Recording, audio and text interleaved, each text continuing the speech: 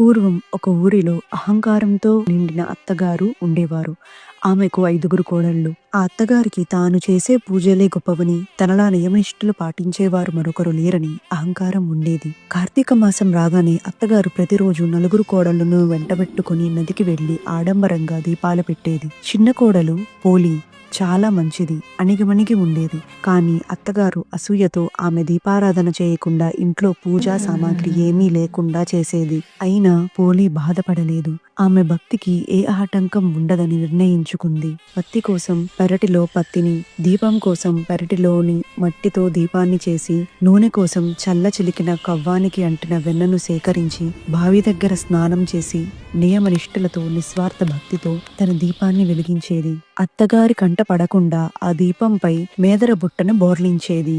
కార్తీక అమావాస్య రోజు వచ్చింది. అత్తా కోడళ్ళు నదీ స్నానం ముగించుకొని తిరిగి వస్తుండగా ఆకాశం నుండి దివ్యమైన పుష్పక విమానం పోలి కోసం దిగింది. పోలి నిస్వార్థ భక్తికి మెచ్చి శివదూతలు ఆమెను స్వర్గానికి తీసుకు వెళ్లడానికి వచ్చారు. అత్తగారు అహంకారంతో కార్తీక దీపాలు పెట్టింది నేనే కదా, ఈ విమానం నా కోసమే అని పరిగెత్తింది. కాని విమానం ఎక్కుతున్నది పోలి అని చూడగానే నిర్ఘాంతపోయింది. అత్తగారు ప్రాధేయపడింది, పోలి నన్ను కూడా పైకి లాగు. అప్పుడు పోలి ప్రశాంతంగా ఇలా చెప్పింది, మీరు దీపాలు ఆర్భాటం కోసం, ఆడంబరం కోసం వెలిగించారు. నేను పరమశివుడిపై నిశ్చలమైన భక్తితో వెలిగించాను. మీ దీపాలు మీవి, నా దీపాలు నావి. నా దీపాల పుణ్యం మిమ్మల్ని చేర్చలేదు అని చెప్పి పోలి స్వర్గానికి చేరుకుంది. అత్తగారికి మిగతా కోడళ్లకు తాము కేవలం ఆడంబరం కోసమే దీపాలు వెలిగించామని, నిజమైన భక్తి పోలిదే అని అప్పుడు అర్థమైంది. ఈ కథనే పోలి పాడ్యమి నాడు చదువుకుంటారు. భగవంతుని ఆరాధనకు